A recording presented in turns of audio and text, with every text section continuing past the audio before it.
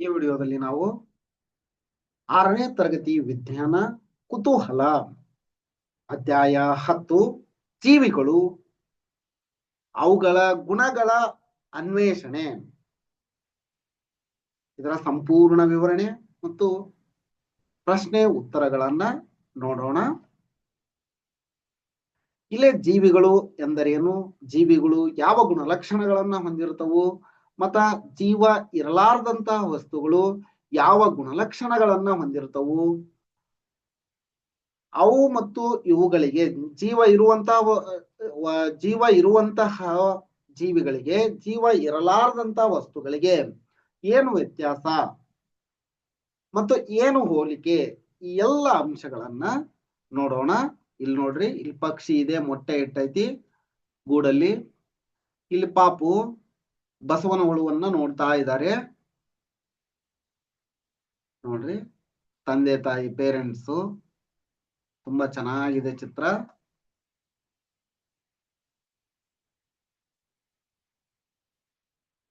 ಬಸವನ ಹುಳು, ಜೀವಂತ ಬಸವನ ಹುಳು ಚಿಪ್ಪು. ಇಲ್ಲಿ ಜೀವಂತ ಬಸವನ ಹುಳುಗಳಿಗೆ ನೆಲೆಯಾಗಿರಬಹುದು. ಇದನ್ನ ನೋಡಾಕ್ ಕುಂತಾರ ಅವರು. ಆಯ್ತು, ಇದನ್ನ ನೋಡಿದ್ರಿ, ಹಿಂಗ ಹೋಗಿ ಈಗ ಯಾವುದು ಜೀವಿಗಳನ್ನ ನಿರ್ಜೀವಿಗಳಿಂದ ಪ್ರತ್ಯೇಕಿಸುತ್ತದೆ? ಈಗ ನಮಗ್ ಗೊತ್ತೈತಿ, ಪೆನ್ಸಿಲ್ ನಿರ್ಜೀವ, ಅದೇ ಪಾರಿವಾಳ ಜೀವಂತ. ಯಾಕಂದ್ರ ಇದು ಬೆಳವಣಿಗೆಯನ್ನ ಹೊಂದಿರುವುದಿಲ್ಲ. ಪೆನ್ಸಿಲ್ ಬೆಳೆಯುವುದಿಲ್ಲ, ಉಸಿರಾಡುವುದಿಲ್ಲ. ಪಾರಿವಾಳ ಉಸಿರಾಡುತ್ತದೆ, ಬೆಳೆಯುತ್ತದೆ. ಆದ್ದರಿಂದ ಇದು ಸಜೀವ, ಪೆನ್ಸಿಲ್ ನಿರ್ಜೀವ. ಈ ತರ ಈಗ ಇನ್ನೊಂದಿಷ್ಟು ನೋಡೋಣ. ಏನೇನು ಅಂದ್ರ ಅವುಗಳ ಲಕ್ಷಣಗಳು ಏನೇನು ಅಂದ್ರ, ಇದು ಡ್ರಾಸೆರಾ, ಕೀಟಹಾರಿ ಸಸ್ಯ ಅಂತ ಹೇಳ್ತಾರ ಅದಕ್ಕ.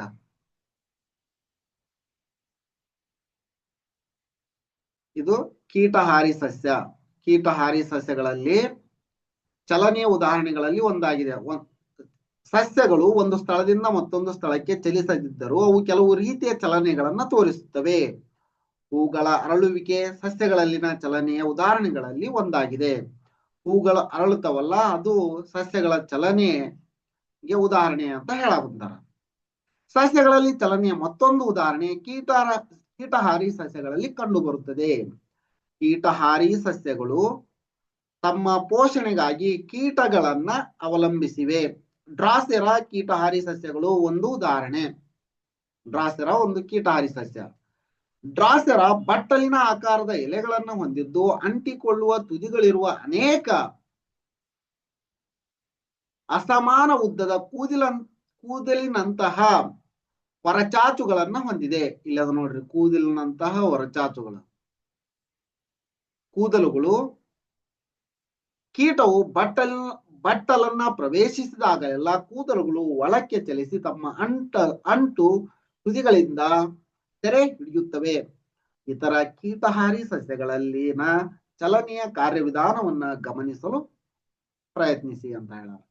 ಅಂದ್ರ ಇವು ಕೀಟವನ್ನ ಹೆಂಗ ಸೇವನೆ ಮಾಡ್ತವೋ ಎನ್ನುವುದನ್ನ ನೋಡಿದ್ವಿ. ಈಗ ಕೀಟಹಾರಿ ಸಸ್ಯ ಅದು ಕೀಟ ಸೇವಿಸುವುದು ಅದರ ಚಲನೆಯನ್ನ ತೋರಿಸುತ್ತದೆ ಅಂತ ಗೊತ್ತಾಯ್ತು. ಈಗ ಮಗುವಿನ ಬೆಳವಣಿಗೆ. ಮೊದ್ಲಿಗೆ ನಾವು ಲಕ್ಷಣಗಳನ್ನ ನೋಡುವ ಪೂರ್ವದಲ್ಲಿ ಪೋಷಣೆ ಅಂದ್ರೆ ಏನಂತ ನೋಡೋಣ. ಜೀವಿಗಳಿಗೆ ಅವುಗಳ ಬೆಳವಣಿಗೆ ಮತ್ತು ಅಭಿವೃದ್ಧಿಗೆ, ಗ್ರೋತ್ ಅಂಡ್ ಡೆವಲಪ್ಮೆಂಟ್ ಅಂತ, ಬೆಳವಣಿಗೆ ಮತ್ತು ಅಭಿವೃದ್ಧಿಗೆ ಪೋಷಣೆ ಬೇಕು.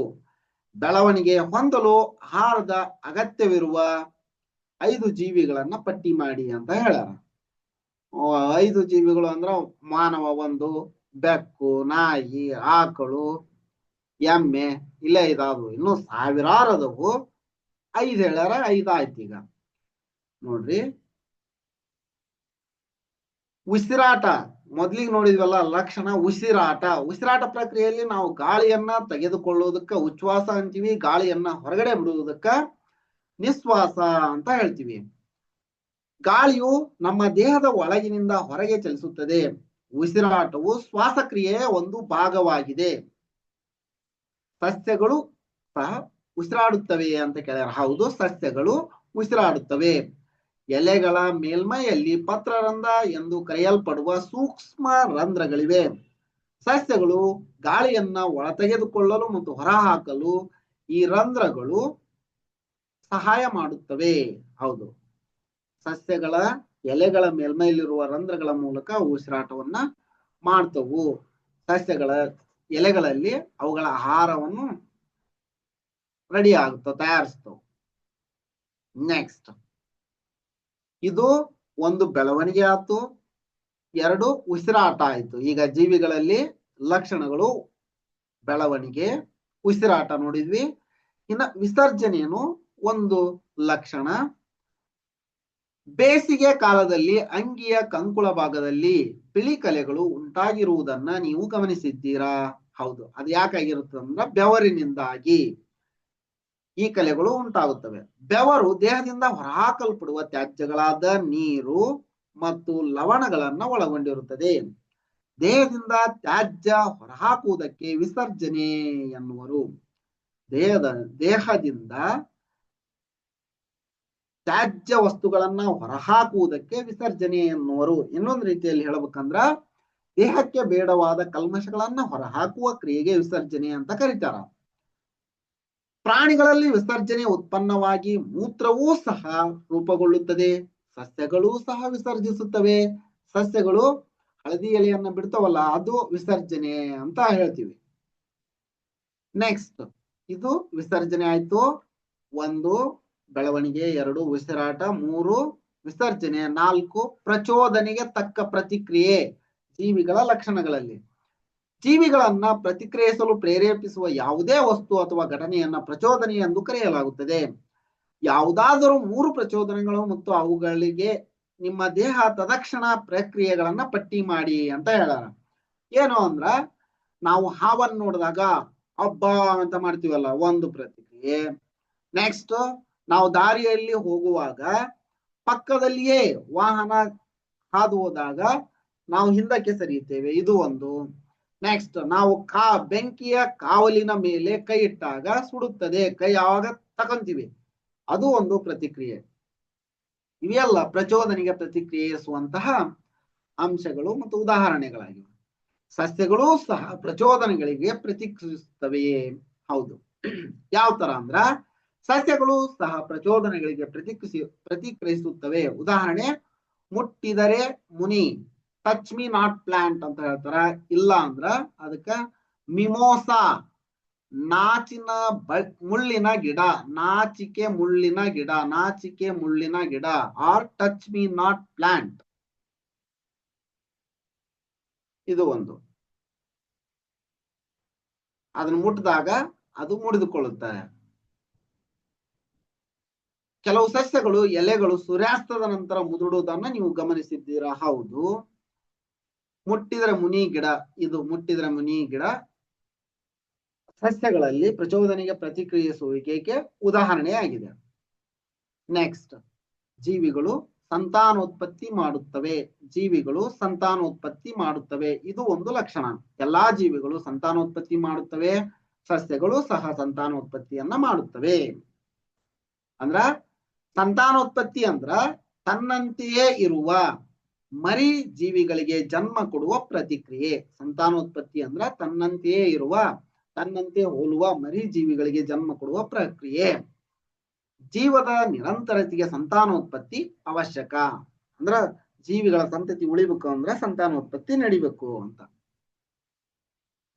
ನೆಕ್ಸ್ಟ್, ಈ ಎಲ್ಲಾ ಜೀವಿಗಳು ಕೆಲವು ಸಾಮಾನ್ಯ ಗುಣಗಳನ್ನ ಪ್ರದರ್ಶಿಸುತ್ತವೆ ಎಂದು ಮೇಲಿನ ಚರ್ಚೆಯಿಂದ ನಾವು ಅರ್ಥ ಮಾಡಿಕೊಳ್ಳಬಹುದು. ಉದಾಹರಣೆಗೆ, ಎಲ್ಲಾ ಜೀವಿಗಳು ಚಲನೆಯನ್ನ ಪ್ರಚೋದಿಸುತ್ತವೆ, ಅವುಗಳಿಗೆ ಆಹಾರ ಬೇಕು, ಉಸಿರಾಡುತ್ತವೆ, ಸಂತಾನೋತ್ಪತ್ತಿ ನಡೆಸುತ್ತವೆ, ವಿಸರ್ಜಿಸುತ್ತವೆ, ಪ್ರಚೋದನೆಗಳಿಗೆ ಪ್ರತಿಕ್ರಿಯಿಸುತ್ತವೆ, ಸಾಯುತ್ತವೆ, ಅಂದ್ರೆ ಜೀವಿತಾವಧಿಯನ್ನ ಹೊಂದಿವೆ. ಇವುಗಳ ಅನುಪಸ್ಥಿತಿಯು ನಿರ್ಜೀವ ವಸ್ತುಗಳು ಎಂದು ಸೂಚಿಸುತ್ತವೆ. ಈ ಯಾವುದೇ ಲಕ್ಷಣಗಳನ್ನ ತೋರಿಸದೇ ಇರುವಂತಹ ಜೀವಿಗಳಿಗೆ ನಿರ್ಜೀವ ವಸ್ತುಗಳು ಎಂದು ಹೇಳ್ತೇವೆ ಅಂತ. ತುಂಬಾ ಚೆನ್ನಾಗೈತಲ್ಲ, ಜೀವಿಗಳು ನಿರ್ಜೀವಿಗಳು ಅಂದ್ರೆ ಏನು ಅಂತ ಗೊತ್ತಾಯ್ತು. ಈಗ ಬೀಜವು ಮೊಳೆಯಲು ಬೇಕಾದ ಅಗತ್ಯ ಪರಿಸ್ಥಿತಿಗಳು. ಬೀಜ ಮೊಳಿಬೇಕಂದ್ರೆ ಏನೇನ್ ಬೇಕು ನೋಡಿ. ಬೀಜ ಮೊಳಿಬೇಕಂದ್ರ ನಮಗ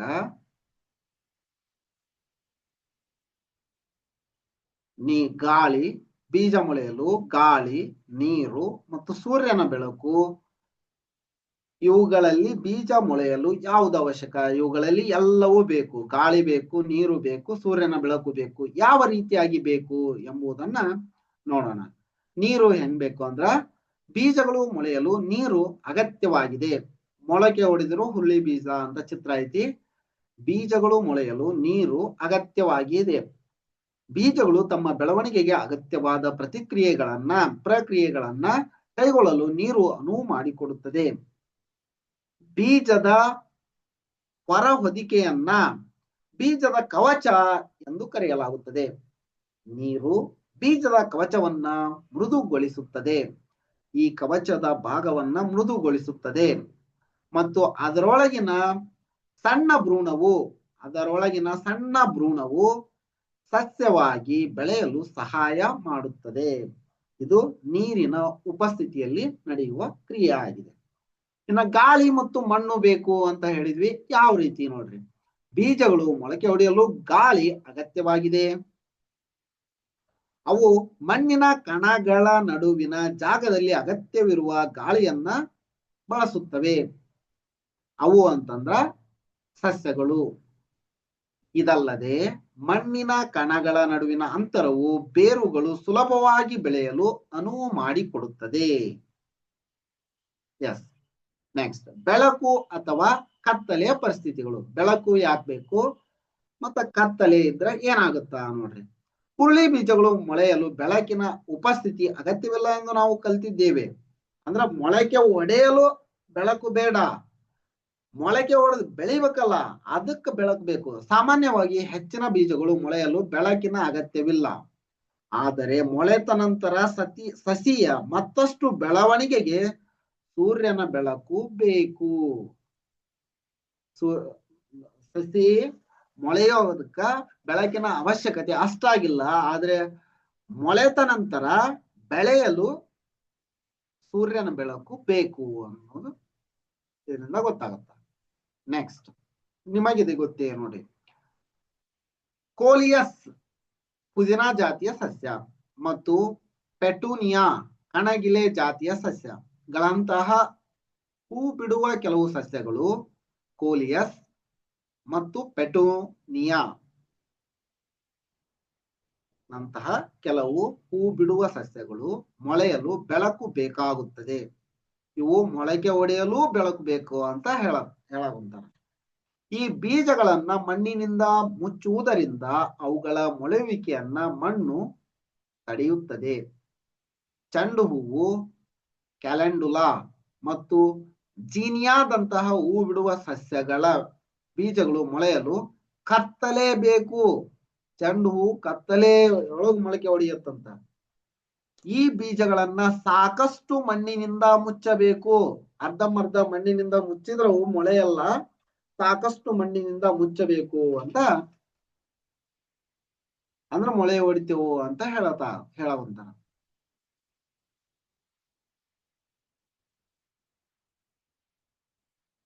ಸಸ್ಯಗಳಲ್ಲಿ ಬೆಳವಣಿಗೆ ಮತ್ತು ಚಲನೆ ಯಾವ ರೀತಿ ನಡೆಯುತ್ತಾ ಅನ್ನೋದನ್ನ ನೋಡೋಣ. ಈ ಒಂದು ಚಟುವಟಿಕೆ ಕೊಟ್ಟರ ಮಾಡಿ ನೋಡ್ರಿ. ಇಲ್ಲಿ ನೋಡ್ರಿ, ಸಸ್ಯಗಳನ್ನ ವಿಭಿನ್ನ ಪರಿಸ್ಥಿತಿಗಳಲ್ಲಿ ಇರಿಸಲಾದ ಪ್ರಾಯೋಗಿಕ ಜೋಡಣೆ. ಈ ಜೋಡಣೆಯ ತೀರ್ಮಾನ ಏನು ಅನ್ನೋದನ್ನ ನೋಡ್ಬಿಡೋಣ, ನಿಮ್ಗೆ ಅರ್ಥ ಆಗ್ಬಿಡುತ್ತ.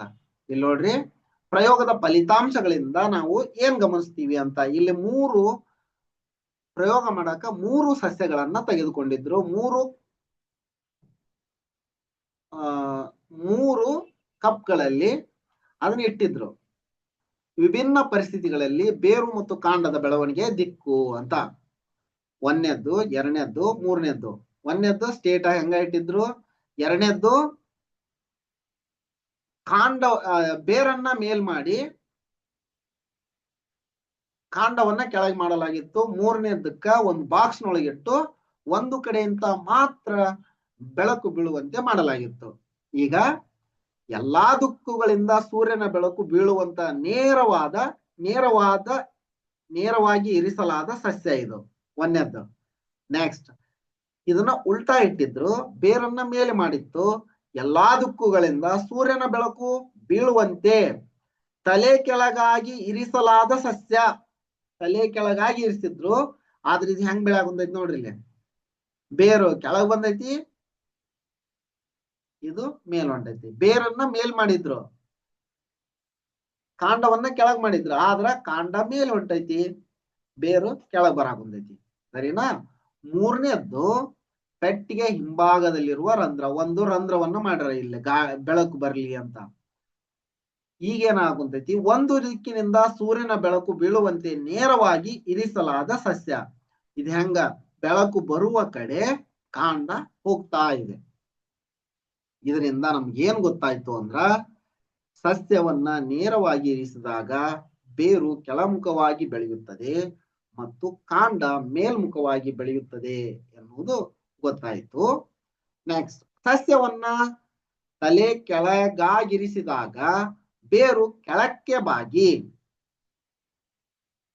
ಕೆಳಮುಖವಾಗಿ ಬೆಳೆಯುತ್ತದೆ ಹಾಗೂ ಕಾಂಡವು ಬಾಗಿ ಮೇಲ್ಮುಖವಾಗಿ ಬೆಳೆಯುತ್ತದೆ. ನಾವು ಉಲ್ಟಾ ಇಟ್ವಿ ಅಂದ್ರ, ಇದನ್ನ ಈ ರೀತಿ ಇಟ್ಟಿದ್ವಿ ಅಂದ್ರ ಬೇರು, ಇದು ಬೇರು ಹಿಂಗಿತ್ತಂದ್ರ ಬೇರು ಈ ರೀತಿ ಬರುತ್ತ, ಇದು ಕಾಂಡ ಈ ರೀತಿ ಹೋಗುತ್ತ ಅಂತ. ಸಸ್ಯವು ಒಂದು ದಿಕ್ಕಿನಿಂದ ಮಾತ್ರ ಸೂರ್ಯನ ಬೆಳಕನ್ನು ಪಡೆದಾಗ ಕಾಂಡವು ಬೆಳಕಿನ ದಿಕ್ಕಿಗೆ ಬೆಳೆಯುತ್ತದೆ ಮತ್ತು ಬೇರು ಕೆಳಮುಖವಾಗಿಯೇ ತನ್ನ ಬೆಳವಣಿಗೆಯನ್ನ ಮುಂದುವರಿಸುತ್ತದೆ. ನೋಡ್ರಿ, ಅಷ್ಟು ಚೆನ್ನಾಗೈತಿ. ಇವರು ಒಬ್ಬ ಭಾರತ ವಿಜ್ಞಾನಿಯ ಬಗ್ಗೆ ಕೊಟ್ಟರು ನೋಡ್ರಿ, ಜಗದೀಶ್ ಚಂದ್ರ ಬೋಸ್. ಸಸ್ಯಗಳೊಂದಿಗೆ ಕೆಲವು ಆಕರ್ಷಕ ಪ್ರಯೋಗಗಳನ್ನ ಮಾಡಿದ ಭಾರತೀಯ ವಿಜ್ಞಾನಿ. ಬೆಳಕು, ಶಾಖ, ವಿದ್ಯುತ್ ಮತ್ತು ಗುರುತ್ವಾಕರ್ಷಣೆಯಂತಹ ಪ್ರಚೋದನೆಗಳಿಗೆ ಸಸ್ಯಗಳು ಹೇಗೆ ಪ್ರತಿಕ್ರಿಯಿಸುತ್ತವೆ ಎಂಬುದನ್ನ ದಾಖಲಿಸಲು ಕ್ರೇಸ್ಕೋಗ್ರಾಫ್ ಎಂಬ ಯಂತ್ರವನ್ನ ನಿರ್ಮಿಸಿದರು. ಈ ಯಂತ್ರದಿಂದ ಸಸ್ಯಗಳು ಎಷ್ಟು ವೇಗವಾಗಿ ಬೆಳೆಯುತ್ತವೆ ಎಂಬುದನ್ನ ಅವರು ಅಳೆಯಬಹುದಾಗಿತ್ತು. ಅದಲ್ಲದೆ ಸಸ್ಯಗಳು ಪ್ರಚೋದನೆಗಳನ್ನ ಗ್ರಹಿಸಬಲ್ಲವು ಮತ್ತು ಅವುಗಳಿಗೆ ಪ್ರತಿಕ್ರಿಯಿಸಬಲ್ಲವು ಎಂದು ಅವರು ತೋರಿಸಿದರು. ಸಸ್ಯಗಳು ಸಹ ಪ್ರಚೋದನೆಗಳಿಗೆ ಪ್ರತಿಕ್ರಿಯೆ ನೀಡ್ತವು ಎಂಬುದನ್ನ ಇವರು ಜಗದೀಶ್ ಚಂದ್ರ ಬೋಸ್ ರವರು ತೋರಿಸಿದರು. ಅವರು ಮಾಡಿದಂತಹ ಪ್ರಯೋಗ. ಸಸ್ಯದ ಜೀವನ ಚಕ್ರವನ್ನ ಕೊಟ್ರ, ಯಾವ ರೀತಿ ಸಸ್ಯಗಳ ಜೀವನ ಚಕ್ರ ನಡೀತೈತಿ ಅನ್ನೋದನ್ನ ನೋಡೋಣ. ಈಗ ನೋಡ್ರಿ, ಯಾವ ರೀತಿ ನಡೀತೈತಿ ಅಂದ್ರ, ಬೀಜವು ಎಳೆಯ ಸಸ್ಯವಾಗಿ ಬೆಳೆಯುತ್ತದೆ ಹಾಗೂ ಹೂಗಳು ಮತ್ತು ಹಣ್ಣುಗಳನ್ನ ಉತ್ಪಾದಿಸಲು ಪಕ್ವಗೊಳ್ಳುತ್ತದೆ. ಹಣ್ಣು, ಈ ಪ್ರಕರಣದಲ್ಲಿ ಬಲಿತ ಬೀಜಗಳನ್ನು ಹೊಂದಿರುವ ಕಾಯಿ, ಹೊಸ ಪೀಳಿಗೆಯ ಹುರುಳಿ ಸಸ್ಯಗಳಾಗಿ ಬೆಳೆಯುತ್ತವೆ. ಹುರುಳಿ ಸಸ್ಯ ಅಂತಂದ್ರೆ ಬೇರೆ ಸಸ್ಯನೇ ಇರ್ಬೋದು. ಒಂದು ಬೀಜವು ಸಸ್ಯವಾಗಿ ನಂತರ ಮುಂದಿನ ಪೀಳಿಗೆಗೆ ಬೀಜಗಳನ್ನ ಉತ್ಪತ್ತಿ ಮಾಡುವ ಸಂಪೂರ್ಣ ಪ್ರಕ್ರಿಯೆಯನ್ನ ಸಸ್ಯದ ಜೀವನ ಚಕ್ರ ಎಂದು ಕರೆಯಲಾಗುತ್ತದೆ. ಅಗತ್ಯವಿರುವ ಎಲ್ಲಾ ಪರಿಸ್ಥಿತಿಗಳ ಲಭ್ಯತೆಯ ನಂತರವೂ ಒಂದು ಸಸ್ಯವು ತನ್ನ ಬೆಳವಣಿಗೆಯನ್ನ ನಿಲ್ಲಿಸಿದಾಗ ಮತ್ತು ಅದರ ಜೀವನದ ಎಲ್ಲಾ ಚಟುವಟಿಕೆಗಳು ಕ್ರಮೇಣ ಕೊನೆಗೊಂಡಾಗ ಆ ಸಸ್ಯವನ್ನ ಸತ್ತಿದೆ ಎಂದು ಪರಿಗಣಿಸಲಾಗುತ್ತದೆ. ಇವನ್ ಯಾವ ಚಟುವಟಿಕೆಯನ್ನು ಮಾಡದೆ ಇದ್ರೆ ಅದು ಸತ್ತಿದೆ ಅಂತ ಹೇಳ್ತೀವಿ. ಇಲ್ಲಿ ನೋಡ್ರಿ, ಇದು ಹಂತ 1 ಬೀಜ. ತುಂಬಾ ಚೆನ್ನಾಗೈತಿ. ಈ ಡೈಗ್ರಾಮ್ ನೋಡ್ಕೊಂಡ್ರು ಗೊತ್ತಾಗ್ಬಿಡುತ್ತೆ ನಿಮ್ಗೆ. ಹಂತ 1 ಬೀಜ, ಹಂತ 2 ಮೊಳೆತ ಬೀಜ ಅಂದ್ರೆ ಹುರುಳಿ ಸಸ್ಯದ ಜೀವನ ಚಕ್ರ ಇದು. ಎರಡನೇದ್ದು ಮೊಳೆತ ಬೀಜ, ಹಂತ 2.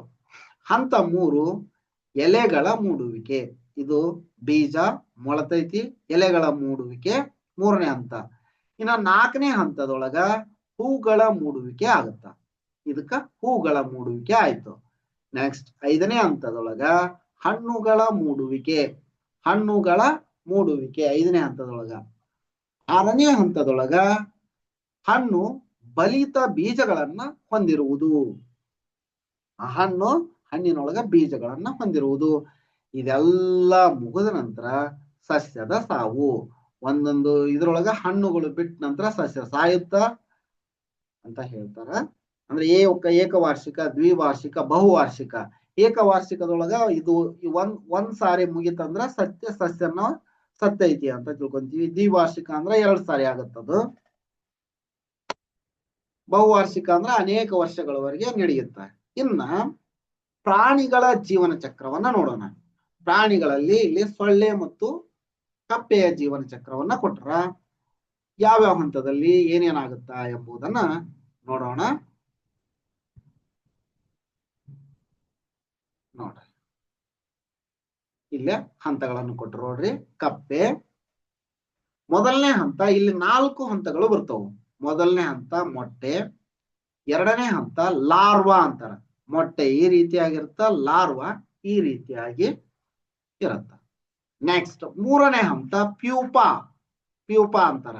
ನೆಕ್ಸ್ಟ್ 4ನೇ ಹಂತ ಪ್ರೌಢ ಸೊಳ್ಳೆ. ಇಲ್ಲೇ ಮೊದಲನೇ ಹಂತದೊಳಗ ಏನಾಗತ್ತ, 2ನೇ ಹಂತದೊಳಗೆ ಏನಾಗತ್ತ, 3ನೇ ಹಂತದೊಳಗೆ ಏನಾಗತ್ತ ಅನ್ನೋದನ್ನ ನೋಡೋಣ.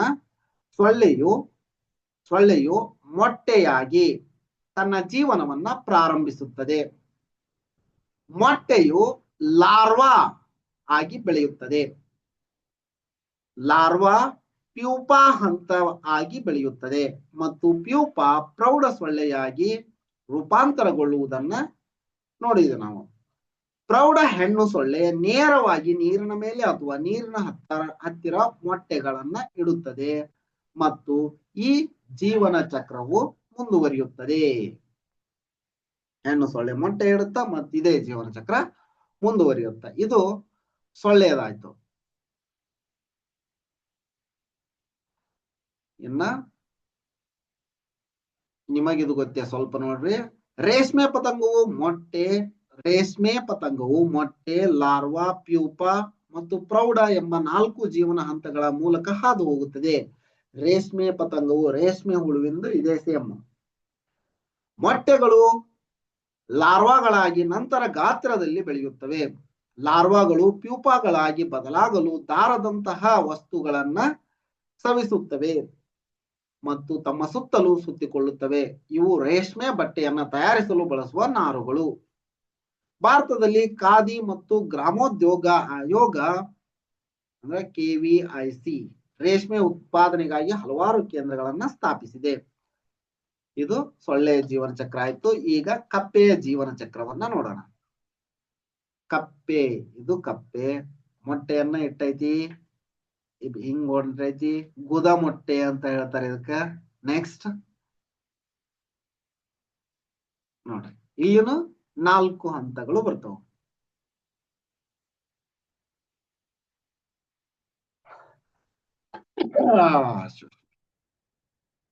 ನೋಡ್ರಿ,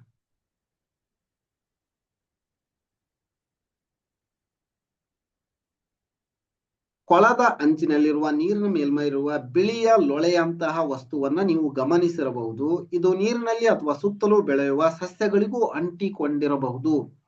ಈ ಲೊಳೆಯಂತಹ ವಸ್ತುವು ವಾಸ್ತವವಾಗಿ ಕಪ್ಪೆಯ ಮೊಟ್ಟೆಯ ಸಮೂಹವಾಗಿದೆ. ಇದನ್ನ ಸ್ಪಾನ್ ಎಂದು ಕರೆಯಲಾಗುತ್ತದೆ. ಇದನ್ನ ಲೊಳೆಯಂತಹ ವಸ್ತುವು ಸಾಮಾನ್ಯವಾಗಿ ಕಪ್ಪೆಯ ಮೊಟ್ಟೆಗಳ ಸಮೂಹ ಅಂತ ನೋಡ್ರಿ. ಅದ ಈ ತರ ಕೊಳದಲ್ಲಿ ಒಂದು ಕಪ್ಪೆಯ ಜೀವನ ಚಕ್ರದ ವಿವಿಧ ಹಂತಗಳು. ಇಲ್ಲೇ ವಿವಿಧ ಹಂತಗಳ ಚಿತ್ರ ಇದೆ. ಇಲ್ಲಿ ನೋಡ್ರಿ, ಹಂತ ಎ ಸ್ಪಾನ್ ನೋಡಿದ್ವಲ್ಲ, ಅಲ್ಲೇ ಸ್ಪಾನ್ ಇದು. ಹಂತ 1ರೊಳಗ ಬಿ ಭ್ರೂಣ ಅಂತ ಇರುತ್ತ. ಇದು ಸ್ಪಾನ್ 1 ದಿನ ತಗೊಳುತ್ತ. 1 ದಿನ ಮೊಟ್ಟೆ ಇಟ್ಟು ಇದು ಸ್ಪಾನ್. ಅದು 3ರಿಂದ 4 ದಿನಕ್ಕೆ ಏನಾಗುತ್ತ ಅಂದ್ರ ಭ್ರೂಣ ಆಗುತ್ತ. ಹಂತ 1ರೊಳಗ ಬಿ ಇದು. ನೆಕ್ಸ್ಟ್ ಹಂತ 2A ಬಾಲ ಹೊಂದಿರುವ ಗೊದ ಮೊಟ್ಟೆ ಬಾಲ ಹೊಂದಿರುವ ಗೊದ ಮೊಟ್ಟೆ. ಇದು 7ರಿಂದ 8 ದಿನದಲ್ಲಿ ನಡೆಯುವ ಪ್ರಕ್ರಿಯೆ. ಹಂತ 2B ಕಾಲುಗಳನ್ನ ಹೊಂದಿರುವ ಗೊದಮೊಟ್ಟೆ. ಕಾಲುಗಳನ್ನ ಹೊಂದಿರುವ ಗೊದಮೊಟ್ಟೆ ಇದು 8 ರಿಂದ 10 ದಿನದೊಳಗೆ ನಡೆಯುತ್ತ. ನೋಡ್ರಿ ಇಲ್ಲೇ 1 ದಿನ, 2 ರಿಂದ 3 ರಿಂದ 4 ದಿನ, 7 ರಿಂದ 8, 7 ರಿಂದ 10 ದಿನ, ಇದು 8 ರಿಂದ 10 ದಿನದೊಳಗೆ ನಡೆಯಾಗುವಂತವು ಪ್ರಕ್ರಿಯೆ. ಇನ್ನ ಹಂತ 3 ಮರಿಗಪ್ಪೆ. ಇದು 12 ವಾರಗಳನ್ನ ತೆಗೆದುಕೊಳ್ಳುತ್ತ. 12 ವಾರಗಳನ್ನ ತೆಗೆದುಕೊಂಡು ಮರಿಗಪ್ಪೆ ಆಗುತ್ತ. ಪ್ರೌಢಕಪ್ಪೆ 14 ವಾರಗಳು. 14 ವಾರಗಳ ನಂತರ ಇದು ಪ್ರೌಢಕಪ್ಪೆಯಾಗಿ ಹೋಗುತ್ತ. ಈಗ ನೋಡ್ರಿ ಕಪ್ಪೆ ಎಷ್ಟು ಹಂತದಲ್ಲಿ ನಡೆಯುತ್ತಂಗಂದ್ರ 4 ಹಂತಗಳಲ್ಲಿ ನಡೀತು. ಗೊದಮೊಟ್ಟೆ ನೋಡ್ರಿ, ಗೊದಮೊಟ್ಟೆಗಳು ಕಾಲುಗಳನ್ನ ಬೆಳೆಸಿಕೊಂಡಿವೆ, ಆದರೆ ಇನ್ನೂ ಬಾಲಗಳನ್ನ ಹೊಂದಿವೆ ಎಂದು ನೀವು ನೋಡುತ್ತೀರಿ. ನೀರಿನಲ್ಲಿ ಈಜಲು ಬಾಲಗಳು ಸಹಾಯ ಮಾಡುತ್ತವೆ. ನೀರಿನಲ್ಲಿ ಈಜಲು ಬಾಲಗಳು ಸಹಾಯ ಮಾಡುತ್ತವೆ. ಗೊದಮೊಟ್ಟೆಗಳು ಕ್ರಮೇಣ ಬೆಳೆಯುತ್ತವೆ ಮತ್ತು ಮರಿಗಪ್ಪಿಗಳು ಎಂದು ಕರೆಯಲ್ಪಡುವ ಸಣ್ಣ ಕಪ್ಪೆಗಳಂತೆ ಕಾಣಲು ಪ್ರಾರಂಭಿಸುತ್ತವೆ. ಅವು ಇನ್ನೂ ನೀರಿನಲ್ಲಿ ವಾಸಿಸುತ್ತಿರುತ್ತವೆ, ಆದರೆ ಭೂಮಿಯ ಮೇಲೆ ಸ್ವಲ್ಪ ಸಮಯ ಕಳೆಯಲು ಪ್ರಾರಂಭಿಸುತ್ತವೆ. ಅವು ಬೆಳವಣಿಗೆಯನ್ನ ಮುಂದುವರಿಸುತ್ತವೆ ಮತ್ತು ಬಾಲಗಳನ್ನ ಸಂಪೂರ್ಣವಾಗಿ ಕಳೆದುಕೊಳ್ಳುತ್ತವೆ. ಬೆಳಿತಾ ಅವು ಬಾಲಗಳನ್ನ ಕಳೆದುಕೊಳ್ಳುತ್ತವು. ಜಿಗಿಯಲು ಮತ್ತು ಇಳಿಯಲು ಸಹಾಯಕವಾಗುವಂತೆ ಅವುಗಳ ಕಾಲುಗಳು ಬಲವಾಗುತ್ತವೆ. ಅವು ಸಂಪೂರ್ಣವಾಗಿ ಅಭಿವೃದ್ಧಿ ಹೊಂದಿದ ಪ್ರೌಢ ಕಪ್ಪೆಗಳಾಗುತ್ತವೆ ಮತ್ತು ನೀರು ಹಾಗೂ ನೆಲದ ಮೇಲೆ ವಾಸಿಸುತ್ತವೆ. ಆದ್ದರಿಂದ ಕಪ್ಪೆಗಳಿಗೆ ಉಭಯವಾಸಿಗಳು, ನೀರು ಮತ್ತು ನೆಲದ ಮೇಲೆ ವಾಸ ಮಾಡುವುದರಿಂದಾಗಿ ಉಭಯವಾಸಿಗಳು ಎಂದು ಕರೆಯುತ್ತಾರೆ. ಉಭಯವಾಸಿಗಳು ಎನ್ನುವರು.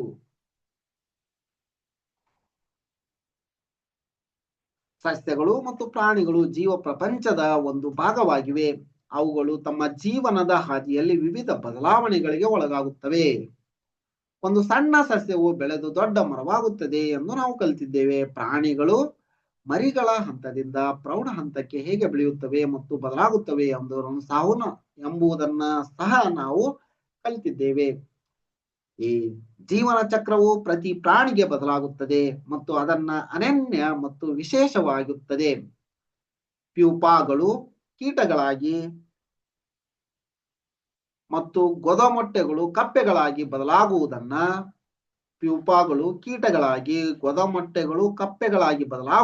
ನಾವು ನೋಡಿದ್ದೇವೆ. ಸಸ್ಯಗಳು ಮತ್ತು ಪ್ರಾಣಿಗಳು ಬದುಕುಳಿಯಲು ಮತ್ತು ತಮ್ಮ ವಿವಿಧ ನಿರಂತರತೆಯನ್ನ ಕಾಪಾಡಿಕೊಳ್ಳಲು ಇಂತಹ ಬದಲಾವಣೆಗಳು ಮುಖ್ಯವಾಗಿವೆ. ನಾವು ಅವುಗಳನ್ನ ಮತ್ತು ಅವುಗಳ ಆವಾಸಗಳನ್ನ ಕಾಪಾಡಬೇಕು. ಅವುಗಳ ಆವಾಸಗಳನ್ನ ಪೋಷಿಸುವ ಮತ್ತು ಸಂರಕ್ಷಿಸುವ ಮೂಲಕ ಬೆಳೆಯುತ್ತಿರುವ ಜೀವ ಜಗತ್ತಿನ ಬೆಳವಣಿಗೆಗೆ ಕೊಡುಗೆ ನೀಡಿದಂತಾಗುತ್ತದೆ. ನಾವು ಅವುಗಳನ್ನು ಕಾಪಾಡಿದರೆ ಕೊಡುಗೆಯನ್ನ ನೀಡಿದಂತಾಗುತ್ತದೆ ಅಂತ ಹೇಳಿ ಈ ಪಾಠವನ್ನ ಮುಗಿಸಿದಾರ.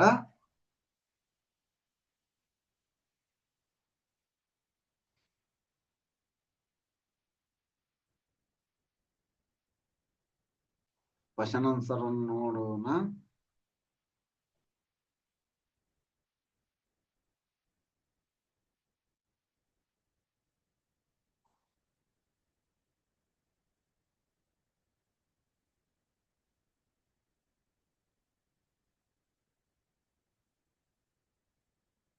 ನೋಡ್ರಿ, ನಮ್ಮ ಕಲಿಕೆಯನ್ನ ವಿಸ್ತರಿಸೋಣ. ಸಸ್ಯಗಳು ಮತ್ತು ಪ್ರಾಣಿಗಳ ಜೀವನ ಚಕ್ರಗಳಲ್ಲಿ ಹೋಲಿಕೆ ಮತ್ತು ವ್ಯತ್ಯಾಸಗಳನ್ನ ಪಟ್ಟಿ ಮಾಡಿ. ಹೋಲಿಕೆಗಳನ್ನ ಪಟ್ಟಿ ಮಾಡಿ ಅಂತ. ಜೀವನ ಚಕ್ರಗಳಲ್ಲಿ ಸಸ್ಯಗಳು ಮತ್ತು ಪ್ರಾಣಿಗಳ ಜೀವನ ಚಕ್ರಗಳಲ್ಲಿನ ಪ್ರಾಣಿಗಳು ಮನುಷ್ಯ ಅಂತ ತೆಗೆದುಕೊಂಡಾಗ ಬುದ್ಧಿವಂತಿಕೆಯನ್ನು ಹೊಂದಿರುತ್ತವೆ. ಸಸ್ಯಗಳು ಬುದ್ಧಿವಂತಿಕೆ ಸ್ವ ಇಚ್ಛೆ ಬುದ್ಧಿವಂತಿಕೆ ಇರುವುದಿಲ್ಲ ಅಂತ ಹೇಳ್ಬಹುದು. ಇದ್ರೂ ಇರ್ಬಹುದು, ಆದ್ರ ಪ್ರಾಣಿಗಳು ಸ್ವಲ್ಪ ಬುದ್ಧಿವಂತರದವು, ಮನುಷ್ಯ ಬುದ್ಧಿವಂತ ಅಂತ ಹೇಳ್ಬೋದು. ಈ ರೀತಿ ಹೋಲಿಕೆ ವ್ಯತ್ಯಾಸಗಳನ್ನ ಕೊಡ್ರಿ. ಅಂದ್ರೆ ಇಲ್ಲೇ ಒಂದ್ ವರ್ಡ್ ನಲ್ಲಿ ಬರೆಯುವಂತಹ ಇಲ್ಲ, ಎಲ್ಲಾ ವಿಸ್ತಾರವಾಗಿ ಬರೆಯುವಂತದ ಅದವು ಕ್ವಶನ್ಸ್. ತುಂಬಾ ಈಸಿ ಅದವು, ಟ್ರೈ ಮಾಡಿ. ಏನಾದ್ರೂ ಡಿಫಿಕಲ್ಟಿ ಇತ್ತಂದ್ರೆ ಹೇಳ್ರಿ, ಇನ್ನೊಂದು ವಿಡಿಯೋ ಮಾಡಿ. ಕ್ವಶನ್ ಆನ್ಸರ್ಗೆ ಅಂತಾನ ಇನ್ನೊಂದು ವಿಡಿಯೋ ಮಾಡ್ತೀನಿ. ಧನ್ಯವಾದಗಳು. ಈ ವಿಡಿಯೋ ನಿಮ್ಗೆ ಇಷ್ಟ ಆಗಿತ್ತಂದ್ರೆ ಲೈಕ್ ಮಾಡಿ, ಚಾನಲ್ ಅನ್ನು ಸಬ್ಸ್ಕ್ರೈಬ್ ಮಾಡ್ಕೊಂಡಿಲ್ಲ ಅಂದ್ರೆ ಸಬ್ಸ್ಕ್ರೈಬ್ ಮಾಡ್ಕೊಳ್ಳಿ. ಇದೇ ರೀತಿ ನಾವು ಅಪ್ಲೋಡ್ ಮಾಡುವ ಎಲ್ಲ ವಿಡಿಯೋಗಳ ನೋಟಿಫಿಕೇಶನ್ ಪಡೆಯಲು ಬೆಲ್ ಐಕಾನ್ ಅನ್ನು ಒತ್ತಿ. ಧನ್ಯವಾದಗಳು.